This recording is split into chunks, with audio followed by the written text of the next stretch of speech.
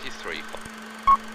Ladies and gentlemen, tonight I'm going to go through the records, through all of the continuities to see how the Decepticon army breaks down into groups that specialize in subterfuge, infiltrate and assassinate, inflict carnage on a galactic scale, and just love a good double cross. I've got the combiner team that destroyed a whole planetary system, the guys who shot God in the face, and the secret member of the DJD. Plus, I'm going to try and imagine what some of the more obscure ones look like. It's a hell of a video, so I would love it if you hit like on the video, get yourselves comfortable, and let's open the files with the firecons. They were this trio of monstrous lunatics that had the natural ability to generate fire, and once used it to burn the atmosphere of an entire planet. Starting out as jailers in the Marvel comics, they ran illegal gladiator fights before getting told off by Magnus. Stop it, you beaky asshole. They torched a whole cinema full of dinosaur fans. Oh, what? Jurassic Park? Are you kidding? A family audience? And Cindersaur once got mutated into a T-Rex type beast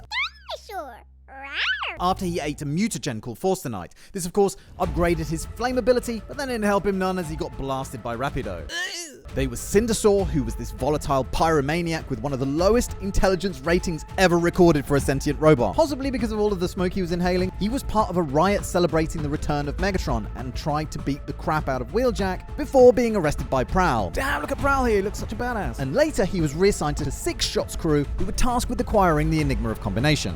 Flamefeather was thrown out of the Decepticon military for being too violent. In fact, the commanders only let him into circulation because they figured that he'd probably die pretty quickly anyway. He once tried to flame Optimus before being impaled by the Dinobots. Then we have Sparkstalker, who is this faction's one redeeming feature. He's a brilliant hacker and cryptologist, but he has to spend most of his time and effort making sure the other 2 idiots don't torch all and sundry. Which is exactly what happened in the Marvel comics when he eventually met his end. Yes, torched by his own, when he was flamed by Cindersaur. He got a happier end in IDW though, when he fell in love and proposed to a city speaker called Lightbright. Flamefeather was also in the Cyber Comrade sect, which was a highly secretive robot mafia from the Robots in Disguise comic. As I said, secretive. So Ultra Magnus assigned a bot called Clipshade to Donnie Brasco, that bad boy, for intel. And whilst he was undercover, he had to fool Razor Grill, Skullcruncher, who was one of the big heavies, Spinhead, who was this helicopter bot, Transit, with him finally managing to ascertain that the criminal mastermind behind it all was a buffaloid called Overhead. The next Decepticons I want to talk about are actually humans. Human zombie humans, but zombies, humans. In the Japanese Super God Master Force, there was this guy who was just called Blood. Check this guy out, he's pretty f***ing metal. Anyway, he and his crew were able to channel the power of Devil Z to try to infuse Decepticon energy into human cadavers. This created destroids.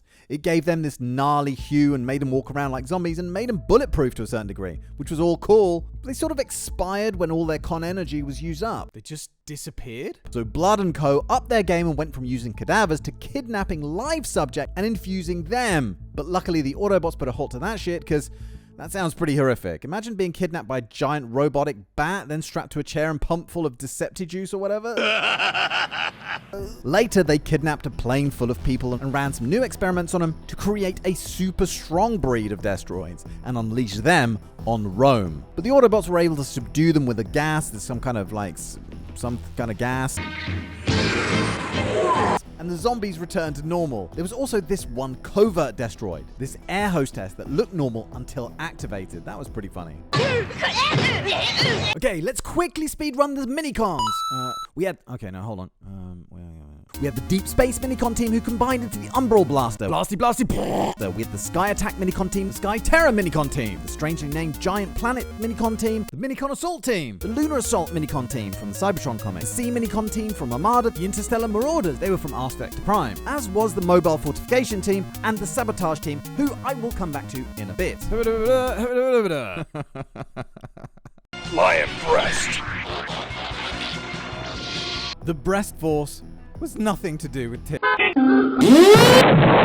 There, I said it. What they are is a group comprising of some of the most vile Decepticons ever imaginable, from murderous backstabbers to incarcerated convicts, all hailing from the Death Zone. Thought we were going somewhere nice. We never go anywhere nice. This is nice. Everything's dead, George. Shut up and have a cucumber sandwich. I piss in your cucumber. Named the Breast Force because of the breast animals that form their chest armor, they worked for Deathsaurus in the Transformers Victory continuity, and it was made up of Leozak, whose alt mode was a fighter jet, and who was partnered with Lion Breast, Drillhorn, who was partnered with Horn Breast, Skyhawk partnered with Hawk Beast, and check this out, he doesn't help this guy who's just fallen into molten lava. There was Hellbat, who was kind of a goofy one, and his partner Komori Beast,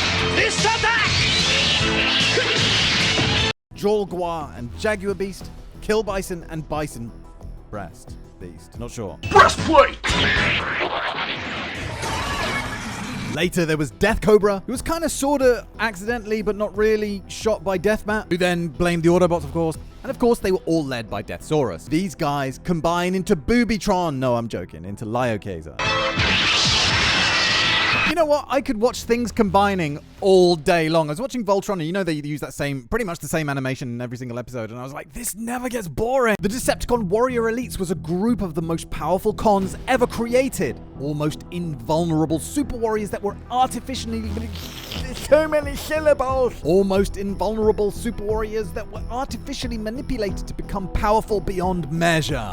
Megatron's biggest problem with these guys was how to keep any kind of control over them, consisting of Heretek, this dude who had a replica of the Matrix of Leadership on his head, Killmaster, this enormous chungus beast that bizarrely carried a wand, Black Shadow, Six-Shot, a fearsome Six-Changer, and Overlord.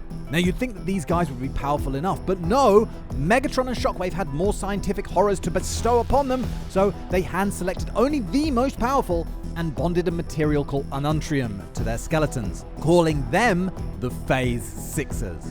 So Overlord, Black Shadow, and Six-Shot were the lucky bots to get selected to go through the horrific process that only they were tough enough to survive, where Ununtrium, a material drawn from the compacted subatomic matter of a collapsed star, made them near invincible. They used these powers to commit numerous atrocities, including Black Shadow's mass murder of the population of... I can't remember the name right now. Overlord was so powerful that he was able to take on the whole crew of a ship by himself, and he beat Ultra Magnus with ease, ramming his arm through his torso after telling him he'd been holding back for the entire fight. He also withstood being shot with 1,000 nano devices called deterrence chips, which were injected and rooted into his internals and then detonated. He looked like this afterwards, but it still took a furious impactor to come in and take him down. The Tremicons were a band of Decepticons that could, surprise, surprise, cause earthquakes. Of course, they all gave themselves earthquake-related names like Caesar, Aftershock, Fracture, and Tectonics. Strangely enough, not Landquake. They appeared in the IDW continuity... Charlie! They appeared in the IDW continuity and were involved in a battle for Hell's Point, which was a particularly brutal battle on Cybertron, which centered on a Decepticon warcruiser called Hell's Point. Basically, the Autobots had to stop the Decepticons from triggering its wormhole generator. The Tremicons managed to keep Optimus and his forces pinned down, while Ultra Magnus and Impactor and Grimlock took on hordes of Decepticons on the top of the ship itself. Anyway, Optimus finally managed to beat the Tremicons and use their device, this thing called a Geoscoop, to drop an entire city block on Megatron, shattering Megatron's transformation cog, resulting in him getting stuck in gun mode for 2 years after. What happened to the Tremicons is unknown. In fact, now I'm not even sure that they were ever actually seen. I could have swore blind that I saw them in the IDW movie comic somewhere, but I can't find them anymore. So maybe I dreamt it. Okay, still with me? Just making sure. Let's hop back to Dreamwave for the Ultracons, a group that broke away from the Decepticons after everyone thought that Megatron and Prime were killed in a space bridge accident. Put together by Ratbat, they tried to expand their territories by attritioning both the Autobots and Starscream's Decepticons, with their trump card being the Constructicons and Devastator. They eventually disbanded when Megatron returned. There was a general in the 2019 comics called Stryker, who had her own group nicknamed Stryker's Heavies, which was an artillery unit featuring Blitzwing, Flak, Heavyweight, Power Glide, Top Shot, and Warpath. And when it later reformed, added 8-Face, Lugnut, Clench, and Obsidian.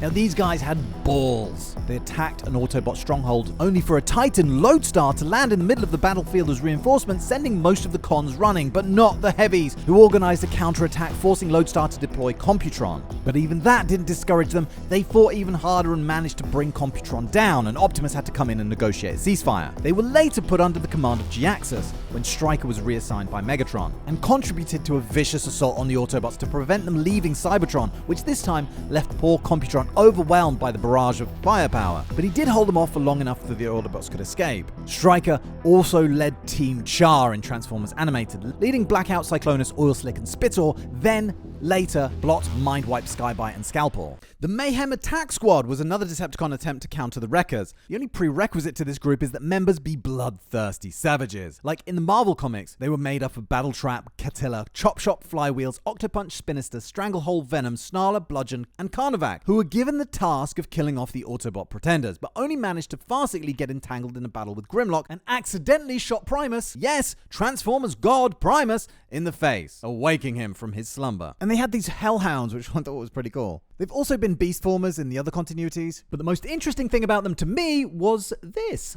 These guys could combine into what was dubbed the ultimate combiner, Thunder Mayhem. And it might have been the ultimate because it was amped up by the power of the Matrix of Malice, which made it go on a rampage to end all rampages right across the planet. And long story short, it was countered by Wreckage, which was the combined form of the Wreckers. Wreckage managed to get the Matrix of Malice and destroy it. And I'm trimming a lot of bits and pieces of this story, but it's a long bit. Come on, give me a break. And Thunder Mayhem then decombined, and the Wreckers took the group into custody. The Forged were from the Aligned Continuity comics, loyal only to Shockwave. They'd been physically altered by Shocky Baby, and they believed that beast modes were the Transformers' true form.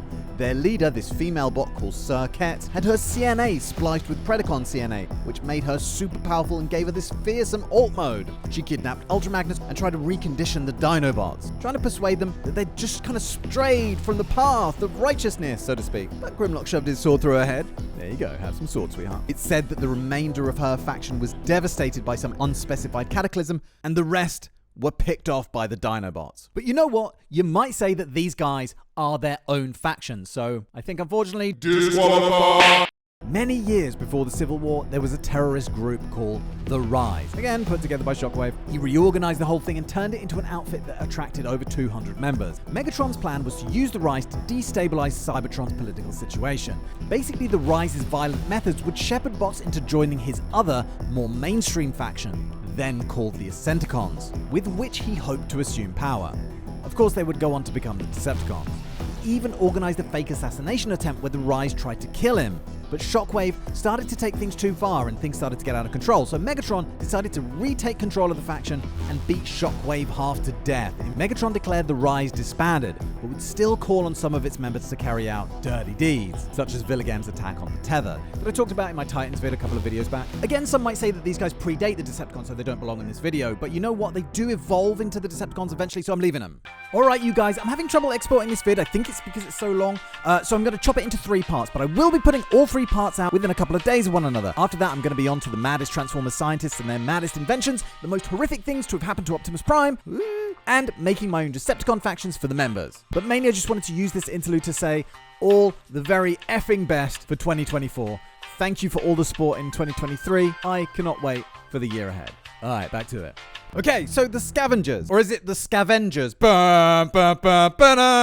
guys are a group of misfit weirdos that are far from elite, comprised of Crankcase, Flywheels, Misfire, Spinister, Fulcrum, and led by OCD-riddled Croc. The group was initially formed during a prison break mission. Basically, Croc and Spinister, who at that stage went by the name the Foragers, lost their bestie Thundersaw and set about completing his last request, breaking out a bot from a prison ship. This guy turned out to be Fly-High, who, because of a friendly fire incident, came to accept the moniker Misfire. The trio then recruited the prison ship's pilot, Crankcase, who had a big part of his head missing, before finding Flywheels floating through space trying to escape the DJD. They changed their name to the Scavengers and spent the next years scraping just enough energon to survive and pillaging corpses for spare parts. They were kind of losers. Before stumbling on a suicide bomber bot called Fulcrum, who had somehow survived his big day in Boomtown. I'm going to talk about him more later. Next, they had a nasty encounter with the DJD that ended with Flywheels getting shoved into the grinder in Tesserus's chest. And well, the only reason they didn't all get minced was that the DJD got a tip on the location of a higher priority target, Overlord, so they took off. Anyway, these guys had some proper good old-fashioned adventures. They rode Equinoids. They fought Treecons. Did somebody say evil trees? Because I was in this quality movie. And they took part in a massive battle against the Functionaries. The Functionaries were these badass enforcers who worked for the Functionist Council. These guys did not take any shit, but they're not Decepticons, so I won't talk about them too much here. But basically, they wanted to bring in a whole new social order where every Transformer's role in society was dictated by their alt mode. They could combine too, and they're actually pretty interesting villains, but I'll talk about them more in my vid where I rank the super villains. But back to the Scavengers. They actually survived the whole adventure too, and rode off into the sunset and went to live in Trojan Major. So happy ending, I think.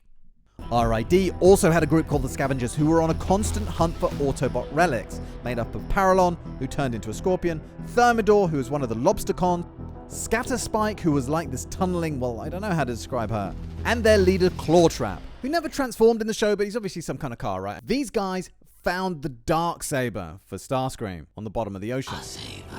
The what? The 3 original Insecticons arrived on Earth millions of years ago, their escape pod crashing into a swamp where they scanned local insect life, upon which they based their alt modes. Which was kind of fitting because they would also exhibit pest-like behavior, destroying trees and farmland. It's even said that they can digest 95% of known matter, including other Cybertronians. Yes, they have been known to be cannibals on a number of occasions actually. Some of them had to resort to a kind of robo-vampirism, preying on minicons for their energon, and later in IDW they murdered Dreadwing to cannibalize him for his energon. Their penchant for eating any and everything has also come in handy, as in some continuities, they have the ability to metabolize and produce a highly potent form of energon. The 3 originals were Bombshell, Kickback, and Shrapnel. Shrapnel was the leader, occasionally having the ability to control electricity. Bombshell was actually a brilliant scientist, having figured out how to clone new Insecticons to create enormous swarms, vast in numbers, which some may consider a sub-faction called the Insecticons. He also created Cerebro shells that gave him the ability to control other bots' minds, and even all of the Decepticons this one time. Master Insecticon! When they found out that Megatron was planning to do away with them. Clones of the original 3, who were lucky enough to get names, included the Salvos, the Zap Traps, and the Shot Holes. And there was a second team, made up of Venom, Barrage, Chop Shop, and Ransack, and then a third team, which was Buzzclaw, Dirge, and the Virulent clones. Now, the Virulent clones are basically the same kind of thing, except they were made by Deathsaurus in the Wings universe, and based on the aforementioned Dirge and Buzzclaw. Slightly different origin in the IDW continuity, where they were this mindless swarm who lived beneath the surface of Cybertron and protected Cybertron's core. Until the war broke out, and then along come the Decepticons and like, we can use these guys. Let's give them intelligence. An initiative that only gave 3 successful results and thousands of failures, creating a vast swarm of pests that would eventually threaten to take over entire cities. They did some more cannibalizing when the War of the Threefold Spark broke out, eating bots that fell on the battlefield. Disgusting! They helped out in the fight against Cyberdyne Systems in Transformers vs. Terminator, and in the battle against the ponies in the My Little Pony crossover. They were pretty integral to the plot of Transformers Devastation, where they were part of the Proud Stars method of terraforming new worlds. And the Aligned continuity showed us just how large and intimidating they could be, with Hardshell being perhaps the most ferocious Insecticon ever seen. In Transformers Energon, the Insecticons were both a swarm and this one single guy who was just called Insecticon. And in the Bayverse, there were these little suckers from Revenge of the Fallen, which according to the Bayverse comics were re-engineered Cybertronian wildlife that could burrow into the heads of targets and bury Cerebro chips into them. They were also involved in Age of Extinction somewhere, where Megatron was somehow able to transfer his consciousness from his severed head to the Galvatron drone using these little dudes. Now in Cyberverse, they came from a whole different dimension, and they helped an alternate version of Megatron retrieve the Matrix of Leadership from this version of Megatron. Yeah, it's a bit confusing. Anyway, the Insecticons will probably get their own vid at some point, so, let's move on for now. The Chaos Trinity were Bugly, Mindwipe, and Bludgeon, and they wanted to harness dark magic and summon the Fallen into Dreamwave's universe. At one stage, Megatron put together a group to seek out the ancient, devastating, destructive power of the Titans, specifically Metroplex, who suddenly disappeared, and Meggsy wanted his space bridge tech. This faction was of course called the Titan Hunters, and there were 2 teams, one headed by Bludgeon, which was made up of Barrage, Blitzwing, Chop Shop, Thundercracker, Venom, and Waspinator. Then there was Lockdown's team, and he had Ransack and a bunch of Vehicons. I think Barrage, Chop Shop, and Venom joined this team for whatever reason. Weirdly enough, Waspinator of all people managed to find and bring under his control a Titan called Quintessa, who would later become the Necro Titan. Anyway, later the group would come under the control of professional asshole Tyrest, who repurposed them to killing Titans. So they became the Titan Murderers. Massive, armed to the teeth, heads like Halloween pumpkins. These guys aren't actually Decepticons. No, wait. They're still pretty evil, so I reckon an exception should be made here. Okay. Next, we have the Legislators, created by Chief Justice Tyrest as his own personal army of shock troops to blindly enforce the law. They weren't drones, but weren't sentient in the way that other Cybertronians were either. There were 2 kinds. The first wielding huge battle swords that would transform into these space shuttles, and the other type wielding a pair of massive chain guns. These guys could transform into tanks or treaded vehicles. Jumping to the Unicron trilogy, we got the ancient Decepticons, who according to this storyline inspired many of our myths and legends. These dudes, being descendants of Decepticons that got stranded on Earth many millennia ago, became these sort of beasts when their sparks got detached from their bodies. They were discovered by Starscream and coerced into merging with each other into these giant starships to fight the Autobots for him. Later though, Evac talked them into helping fight Galvatron. Battle Chargers are these two muscle cars called Runabout and Runamuck, who specialize in spreading terror across Earth's road network. They saw this kid spraying graffiti and they thought, hey, that'll spread some terror. So they went around defacing some of America's greatest monuments, including writing humans are wimps on the Statue of Liberty. In another continuity, they tried to blow up the Golden Gate Bridge and then teamed up with G-Axis to rebuild a grander Cybertronian empire. They were seen guarding Trypticon while he was in city mode in G1, and in IDW 2005, they were part of an infiltration team that worked to destabilize Earth's government. These guys were kind of put through the ringer, you know, once getting slammed by this trailer right here, and then later one of them got electrocuted, and then the other one was decapitated, and then he had his head crushed by a rock. And even worse than that, Astro Train was like, acceptable losses. They got burned to a crisp by Sunstorm at one point, and they were also in Devastation, but referred to as ground soldiers, and just the grunts basically in that game. Blitz engines were from Regeneration 1 and were created by Bludgeon and were these sort of sentient walking tanks that tore through a species known as the Utmost, just to demonstrate their power and get them approved for production by Soundwave. Their strongest power was their ability to regenerate, which made them near unstoppable, with anything but cataclysmic damage being instantly repaired. Their Achilles heel, though, was that they needed to draw matrix energy from Bludgeon's warship called the Warworld. So big-brained Perceptor dispatched the Wreckers to the Warworld to deal with the matrix energy while he unleashed Omega Supreme to get his obliteration on. Once the Wreckers dealt with the matrix energy, the Autobots were pretty much able to destroy them normally, and pretty easily actually. The Conclave were a group of sub-commanders answering only to Megatron. We've got a few mentions in the IDW continuity. There was some initiation ceremony for becoming a Decepticon that required the attendance of either Megatron or one of the Conclave. Other than that and a few other mentions, not a whole lot is known about him. Not shiny.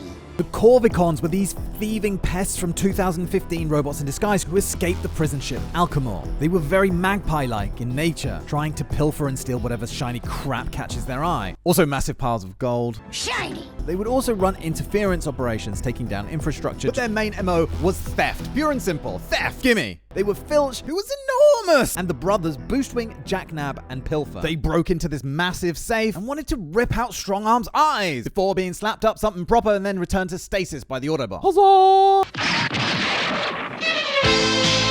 The Crossformers were mercenaries from Victory, Black Shadow, and Blue Bacchus, who were hired to create chaos on planet Micro while Hellbat went in to pillage the planet's energon. While Blue Bacchus was famed for his ability to create anti-grav waves with his helicopter rotors, he was always in Black Shadow's shadow.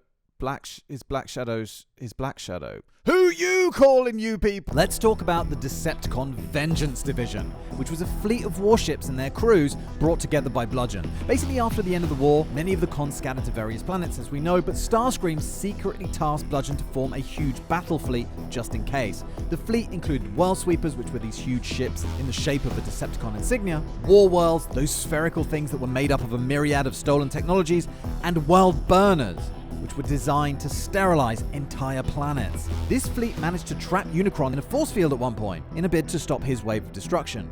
But because of shockwaves and extensive manipulations, plus Bludgeon being dodgy as fuck, the fleet ended up allied with Unicron and mutated into these quasi-beast modes because of their bizarre effects of shockwaves or 11. This fleet demolished the Autobots' opposing space fleet, although they did lose nearly all of their war worlds in the battle. Speaking of World Sweepers though, there was once a whole fleet of those that mysteriously disappeared whilst passing through a dark nebula. And they became known as the Phantom Fleet. Semi-related was the Demolition Team. Semi. They were made up of these guys right here and were recruited by Bludgeon to serve as bridge crew for the Decepticon Vengeance Division. Fly me around, my fly around bitches. Bludgeon pulled a double cross though. What? He looks so trustworthy. This fist is going somewhere unpleasant. And left them to be overwhelmed by these distorted versions of the Maximals. And the Demolition Team was also distorted into monstrous versions of their previous selves. They would soon die shortly after though, when their ship crashed into the White House lawn. The 23